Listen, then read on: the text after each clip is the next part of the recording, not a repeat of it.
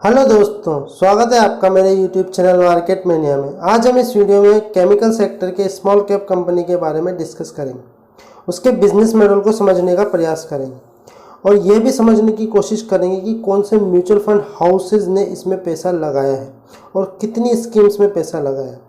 पर वीडियो शुरू करने से पहले मैं आपको डिस्क्लेमर देना चाहूँगा कि यह एक स्मॉल कैप कंपनी है और इसमें रिस्क टू रिवॉर्ड रेशो बहुत ज़्यादा होता है और यह वीडियो मैं केवल एजुकेशनल पर्पज़ के लिए बना रहा हूँ और इसमें निवेश करने से पूर्व अपने फाइनेंशियल एडवाइज़र की सलाह जरूर लें।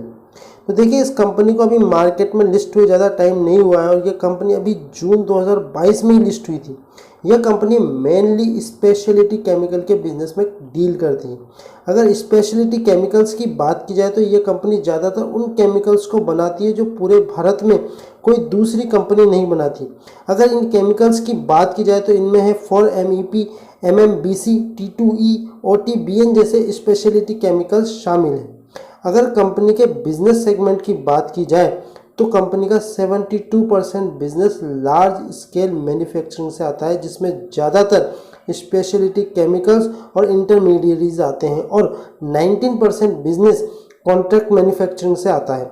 मतलब ये किसी थर्ड पार्टी से कॉन्ट्रैक्ट करने के बाद उस पार्टी के बिजनेस मॉडल के हिसाब से प्रोडक्ट तैयार करते हैं और बाकी 9% कंपनी का बिजनेस क्रैम्स से आता है, मतलब रिसर्च एंड मैन्युफैक्चरिंग सर्विसेज से। कंपनी की अभी कुल 2 मैन्युफैक्चरिंग यूनिट्स ऑपरेशनल है। दोनों ही यूनिट गुजरात के सूरत शहर में स्थापित हैं और इन यूनिट्स में R&D facility, analytical science laboratories, pilot plan, cramps facilities available है। अगर कंपनी के कैपेसिटी यूटिलाइजेशन की बात की जाए तो कंपनी के कैपिटल यूटिलाइजेशन लगभग 74% के आसपास है। अगस्त 2021 के बाद कंपनी ने एक और मैन्युफैक्चरिंग फैसिलिटी का काम शुरू कर दिया है जो जल्दी बनकर तैयार होने वाली है और इसके अलावा कंपनी चौथी यूनिट के लिए भी लैंड एक्वायर करने की प्लानिंग कर रही है। मतलब कंपनी का पूरा फोकस बिजनेस को ग्रो करने में लगा हुआ है और कंपनी धीरे धीरे एक्सपांड भी कर रही है। अगर केमिकल सेक्टर की ओवरऑल ग्रोथ की बात की जाए तो केमिकल सेक्टर 9.3% की CAGR से बढ़ रहा है। अगर ये उम्मीद जताई जा रही है कि यह सेक्टर जहां 2021 में $212 बिलियन का मार्केट साइज रखता है, इसे बढ़ा करके 2025 तक गवर्नमेंट का प्लान $300 बिलियन तक करने का है। मतलब केमिकल सेक्टर की कंपनीज में ग्रोथ के बहुत अच्छे चांसेस हैं। तो जाहिर सी बात है, जब पूरे सेक्टर में ग्रोथ के अच्छे चांसेस हैं तो इस कंपनी को भी बहुत फ़ायदा मिलेगा इस चीज़ का नियर फ्यूचर में। तो इसके शेयर्स नियर फ्यूचर में ग्रो करने ही वाले हैं। अब आपका अगला सवाल होगा कि इन सब ग्रोथ के लिए कंपनी पैसा कहाँ से लाएगी, इन सब एक्सपांशन के लिए पैसा कहाँ से लाएगी। तो आपकी जानकारी के लिए बता दूं कि कंपनी इसका इंतजाम पहले ही कर चुकी है और कंपनी IPO के जरिए 808 करोड़ रुपए पहले ही कलेक्ट कर चुकी है मार्केट से, जिसका उपयोग इस कंपनी का मेन टारगेट डेप्ट को कम करने के लिए और नई मैन्युफैक्चरिंग यूनिट्स लगाने के लिए है। तो कंपनी ऑलरेडी अपने लिए फंड रेज कर चुकी है और अब उस फंड का यूटिलाइजेशन करना भी शुरू कर दिया है। तो इसके इफेक्ट्स आपको लॉन्ग टर्म में देखने को मिलेंगे। अगर कंपनी के एक्सपोर्ट्स की बात की जाए तो कंपनी 18 देशों में अपने प्रोडक्ट्स को एक्सपोर्ट करती है और इसके अलावा 4 साल पहले तक जब इंडिया इन प्रोडक्ट्स को चाइना से परचेज करता था दोस्तों, वो आज स्थिति ऐसी हो चुकी है कि इन प्रोडक्ट्स को चाइना हमसे बाय करने लग गया है। तो ये आप देख सकते हैं कि ये किस टाइप की कंपनी है। चाइना केमिकल सेक्टर्स को अगर देखा जाए तो केमिकल सेक्टर्स के केस में गवर्नमेंट ने काफ़ी अच्छा इनिशिएटिव लिया है अभी कुछ सालों में और जिसका इफेक्ट आपको अब धीरे धीरे देखने को मिलने लग गया है।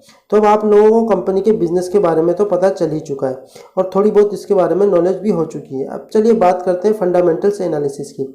तो फंडामेंटल एनालिसिस की बात की जाए तो कंपनी एक स्मॉल कैप कंपनी है और करंटली मार्केट प्राइस इसका 919 रुपये पर ट्रेड कर रहा है। PE रेशो जो कंपनी का है वो 105 रुपये का है। मतलब अभी स्टॉक्स थोड़ा सा महंगा है, इसमें थोड़ा सा आपको वेट करने की ज़रूरत है। करेक्शन होने के बाद आप चाहे तो इसमें इन्वेस्ट करने की सोच सकते हैं। बुक वैल्यू 34.3 रुपीज़ की है। रिटर्न ऑन कैपिटल एम्प्लॉयड काफ़ी अच्छा है 30% का। रिटर्न ऑन इक्विटी 38.8% के आसपास है। और वहीं बात की जाए तो कंपनी के प्रॉफिट्स की, तो कंपनी लगातार प्रॉफिटेबल कंपनी है। दिसंबर 21 से जून 22 तक कंपनी ने लगातार प्रॉफिट में ग्रोथ देखने को मिली है। ठीक है। तो अब चलिए बात करते हैं कि इसकी प्रमोटर होल्डिंग्स कितनी है।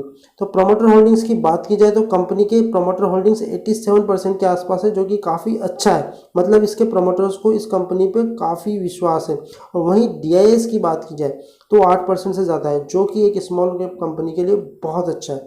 और वहीं बात की जाए तो FIIs भी इसमें इन्वेस्टेड है। मतलब इस कंपनी में कुछ तो ऐसी बात है जो FIIs और DIS भी इसमें इन्वेस्टेड है। और प्रमोटर्स आप देखिए, पब्लिक के पास महज 2% है। मतलब पब्लिक यहीं चूक रही है। प्रमोटर्स को भी भरोसा है, FIIs को भी भरोसा है, DIS को भी भरोसा है, पर पब्लिक कहीं ना कहीं इसमें मिसिंग आपको दिख रही है।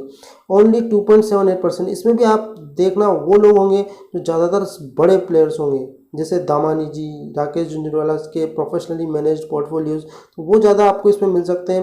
पर नॉर्मल पब्लिक इसमें थोड़ी सी कम है। चलिए अब कंपनी का नाम जान लेते हैं। कंपनी का नाम है एथर इंडस्ट्रीज लिमिटेड। ये ज़्यादा पुरानी कंपनी नहीं है, 2013 में ही इनकॉर्पोरेट हुई थी। पर म्यूचुअल फंड हाउस इस कंपनी को लेकर काफ़ी बुलिश है। अगर एक्सिस म्यूचुअल फंड की बात की जाए तो इनकी कुल 7 स्कीम्स ने इस कंपनी में पैसा लगा रखा है। और जो मार्केट वैल्यू है वो 78 करोड़ रुपए के आसपास आता है। मतलब इन्होंने 78 करोड़ रुपए तक की इन्वेस्टमेंट इस शेयर्स में करी हुई है। वहीं SBI म्यूचुअल फंड की बात की जाए तो इनकी कुल 10 स्कीम्स ने इसमें पैसा, इस स्टॉक्स में पैसा लगा रहा है। और मार्केट वैल्यू के हिसाब से 584 करोड़ रुपए के आसपास है। तो मेरा ये वीडियो बनाने का मकसद सिर्फ इतना ही है कि आप इस स्टॉक को अपनी वॉच लिस्ट में रख सकते हो, और ये जब अच्छे करेक्शन पे आए तो आप इसमें एंट्री ले सकते हो। पर फिर भी याद रखिए, ये नियर फ्यूचर में आपको मल्टीबैगर रिटर्न तो दे सकता है, पर इसका उल्टा भी हो सकता है। क्योंकि अगर ये स्मॉल कैप कंपनी है, रिस्क भी उतनी ही ज़्यादा होती है। तो जो भी आपको लगाना हो पैसा, वो अपनी रिस्क के कैलकुलेट करके लगाएं, और आप कितनी रिस्क लेने को तैयार हो, कितना लॉस और कितना करेक्शन आप बियर कर सकते हैं, उस हिसाब से ही पैसा लगाएं। अगर वीडियो पसंद आई है तो वीडियो को लाइक शेयर सब्सक्राइब करना ना भूलें। Thanks for watching this video.